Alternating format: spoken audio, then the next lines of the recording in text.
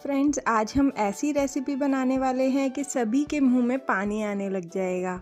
हाँ, यकीन मानिए, बच्चे हों या बड़े हों, सभी को ये मिठाई बहुत ही ज़्यादा पसंद होती है। और अब तीज और रक्षाबंधन आने वाले हैं, तो हम लोग सभी मार्केट से इस मिठाई को ज़रूर से ख़रीदते हैं। तो इस बार इस तीज पे और राखी पर आप इसे घर पर ही बनाकर तैयार कर सकते हैं। मैं बहुत सारी ऐसी टिप्स और ट्रिक्स शेयर करूँगी जिससे बहुत ही आसानी से आप इसे घर पर ही बनाकर रेडी कर सकते हैं। मार्केट से लाने की बिल्कुल भी ज़रूरत नहीं पड़ेगी। तो आप सभी मुझे कमेंट करके ज़रूर बताइएगा कि किस किस को मेरी तरह घेवर खाना बहुत ज़्यादा पसंद है। तो चलिए अब चलते हैं रेसिपी की तरफ। यहाँ पर आपको एक बड़ा बर्तन लेना है।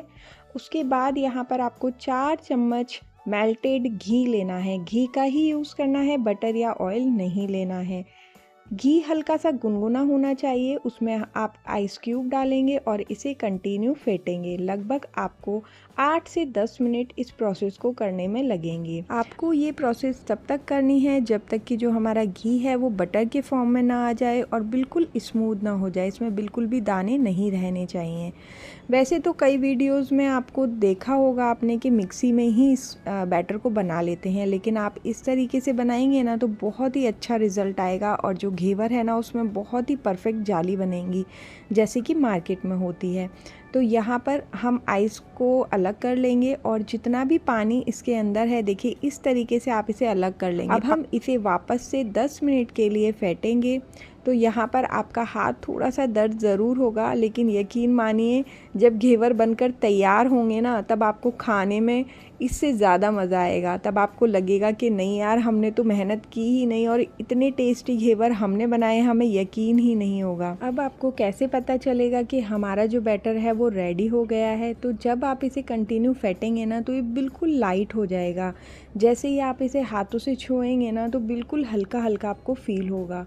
अब हम इसमें मैदा ऐड करेंगे। तो यहाँ पर आपको 4 चम्मच घी के साथ 150 ग्राम मैदा का ही रेशो रखना है। रेशो का आपको थोड़ा सा ध्यान रखना है जिससे कि जो हमारा बैटर है वो बिल्कुल परफेक्ट बनकर तैयार हो। यहाँ आपको मैदा थोड़ी थोड़ी करके ही ऐड करनी है और स्टार्टिंग में आपको यहाँ पर बिल्कुल भी पानी या दूध नहीं मिक्स करना है।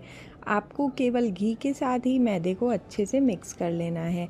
तो हम यहाँ थोड़ी थोड़ी क्वांटिटी में इसको लेते जाएंगे और अच्छे से मिक्स करते जाएंगे। अब मैंने यहाँ पर 1 चम्मच बेसन का यूज़ किया है, तो आप भी इसमें बेसन ज़रूर से डालें। बेसन से इसमें एक क्रिस्पीनेस आती है जो कि बहुत ही टेस्टी लगती है, और घेवर जब तक क्रिस्पी नहीं होगा तब तक खाने में मज़े नहीं आएंगे।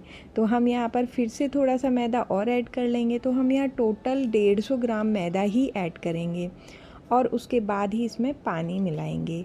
तो यहाँ मैं एक छोटी सी रिक्वेस्ट भी करना चाहती हूँ, अगर आपको मेरी वीडियोस अच्छी लगती हैं, हेल्पफुल लगती हैं, पसंद आती हैं, तो प्लीज़ एक लाइक ज़रूर से कीजिए। और साथ ही अगर आपको रेसिपीज़ में कोई भी प्रॉब्लम आती है तो आप मुझसे कमेंट बॉक्स में जुड़कर पूछ सकते हैं।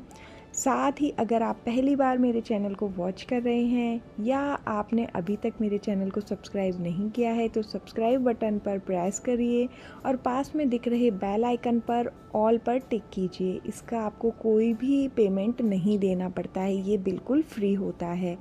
तो प्लीज़ मुझे ज़रूर से सपोर्ट कीजिए। तो यहाँ पर देखिए अब हम थोड़ा थोड़ा करके पानी ऐड करेंगे। टोटल मैंने यहाँ पर आधा कप पानी का यूज़ किया था। मैं अभी आपको दिखाती हूँ कि बैटर कितना गाढ़ा होना चाहिए। बहुत ज़्यादा रनी बैटर भी नहीं करना है और ना ही हमको गाढ़ा बैटर रखना है, क्योंकि ज़्यादा थिक बैटर अगर हम रखेंगे ना तो जो हमारी जालियाँ हैं ना वो अच्छे से नहीं बनती हैं। यहाँ पर अगर आपको लगता है कि आपके हाथों में दर्द हो रहा है तो आप यहाँ पर विस्कर का यूज़ कर सकते हैं। आपको जो स्टार्टिंग वाली प्रोसेस है वो हाथ से ही करनी है, लेकिन जब आप मैदे में पानी मिक्स करते हैं ना उस प्रोसेस को आप विस्कर से कर सकते हैं, कोई भी दिक्कत नहीं आएगी। देखिए आपको दिख रहा है ना कितना रनी बैटर है। देखिए इस तरीके से बस जो मेरे फिंगर हैं उन पर एक कोटिंग हो रही है, इतना ही आपको बैटर चाहिए। अब हम इसको अच्छे से छान लेंगे। हमें कोई भी रिस्क नहीं लेनी है क्योंकि हमारे घेवर बिल्कुल परफेक्ट बनने चाहिए, इसलिए हम यहाँ पर इसको छान लेते हैं। छानने से क्या होगा कि अगर कोई भी छोटा सा लम्स भी अगर रह जाएगा वो घेवर में नहीं आएगा। नहीं तो जब हम घेवर बनाएंगे ना तो अच्छे से एक तो बैटर नहीं निकलेगा और दूसरा, जब घेवर बनकर तैयार होगा ना तो उसमें बीच बीच में कुछ गांठों की तरह आएंगी जो खाने में भी बिल्कुल टेस्टी नहीं लगती हैं। तो देखिए ये परफेक्ट बैटर हमारा रेडी हो चुका है। अब चलेंगे हम आगे घेवर बनाने की प्रोसेस में। देखिए यहाँ मैं आपको बता भी देती हूँ कि कितना पतला आपको बैटर करना है। आपको एक हल्की सी कोटिंग स्पून पर दिखाई देगी, बस इतना ही बैटर रखना है। तो अब हम लेंगे इस तरीके की कोई भी बॉटल जो कि नॉर्मली हमारे घर में मिल ही जाती है, या फिर जो ट्रांसपेरेंट पानी की बिस्लरी की बॉटल आती है ना, आप उसमें भी होल करके ले सकते हैं। और या फिर कोई दूध की थैली हो, आप उसका भी यूज़ कर सकते हैं। तो अब हम यहाँ पर एक आइस क्यूब बाउल में रख लेंगे और उसके ऊपर बैटर रखेंगे, क्योंकि जो हमारा बैटर है ना वो बिल्कुल अच्छे से ठंडा रहना चाहिए। अगर बैटर गर्म हो जाएगा तो हमारी जो जालियाँ हैं वो अच्छी नहीं पड़ेंगी। यहाँ मैंने घी रख दिया है गर्म होने के लिए। तो आप इसे घी में बनाएंगे ना तो इसके जो टेस्ट में है ना 4 चांद लग जाएंगे। बाकी आप इसे अगर चाहें तो ऑयल में भी फ्राई कर सकते हैं। अब हम इस तरीके का रिंग लेंगे, आपके पास कोई भी रिंग हो वो यूज़ कर सकते हैं। मैंने यहाँ पर केक टिन की रिंग ले ली है, क्योंकि मेरे पास जो घेवर बनाने की रिंग थी वो नहीं थी। तो हम इस तरीके की केक टिन के जो नीचे की प्लेट है उसको अलग कर दिया है और इसकी जो रिंग है उसको यूज़ करेंगे। आप यहाँ पर किसी भी साइज़ की या किसी भी शेप की रिंग ले सकते हैं, उसी शेप का आपका घेवर बनकर तैयार होगा। अब यहाँ पर जो हमारा घी है उसको हम अच्छे से गर्म कर लेंगे, क्योंकि जब हमारे गर्म ऑयल में या घी में जब ठंडा बैटर जाएगा तभी हमारे जो घेवर में जालियाँ हैं वो बिल्कुल परफेक्ट बनकर तैयार होंगी। तो देखिए यहाँ पर आपको इस तरीके से थोड़ा थोड़ा करके बैटर को छोड़ना है। आप 4 से 5 बार जब बैटर छोड़ देंगे उसके बाद आपको क्या करना है, कोई भी वुडन की स्पून लेनी है या फिर बेलन लेना है, उससे आपको बीच में होल करना है। स्टार्टिंग में आपको नहीं करना है, आप 3 से 4 बार छोड़ दीजिए, उसके बाद आपको ये प्रोसेस करनी है। देखिए मैं कर रही हूँ ना इस तरीके से ही। इससे क्या होगा कि जो घेवर है वो बिल्कुल मार्केट की तरह बनेगा और साथ ही में आपको इसे निकालने में हेल्प मिलेगी। नहीं तो आप सोचिए आप इसको स्टैंड में से कैसे निकालेंगे। तो यहाँ पर देखिए आपको इस तरीके से थोड़ा थोड़ा करके बैटर को ड्रॉप करना है। जैसे ही बबल सेटल होंगे उसके बाद ही आपको यहाँ पर बैटर डालना है। आपको कंटिन्यू बैटर नहीं डालते रहना है। आप एक बार बैटर डालेंगे, जैसे ही यहाँ पर जो झाग आ रहे हैं वो सेटल्ड होते हैं, उसके बाद आपको दोबारा बैटर डालना है। आपको यही प्रोसेस करते रहना है। जितना मोटा आपको घेवर चाहिए आप उतना बना सकते हैं। देखिए घेवर बनकर बिल्कुल तैयार और कितने आसानी से निकल आया है ना, बिल्कुल परफेक्ट घेवर जालीदार बना है। अब मैं यहाँ पर इस तरीके की जो तंदूर वाली जाली है उस पर इसे रख दूँगी, जिससे कि एक्स्ट्रा घी जितना भी होगा वो नीचे प्लेट में रिलीज़ हो जाएगा और हमारे घेवर बिल्कुल भी ऑयली नहीं रहेंगे। अगर आप इसे डायरेक्ट चाशनी में नहीं डालते हैं तो आप इसे आराम से 20 डेज़ तक स्टोर करके रख सकते हैं। आपको जब भी खाने का मन हो तब इस पर चाशनी डालिए और हल्की सी गुनगुनी चाशनी आपको इसमें ऐड करनी है और आपके खाने के लिए रेडी है। या फिर अगर आप रबड़ी वाले घेवर खाना चाहते हैं तो इसके ऊपर मलाई या रबड़ी लगाकर भी खा सकते हैं।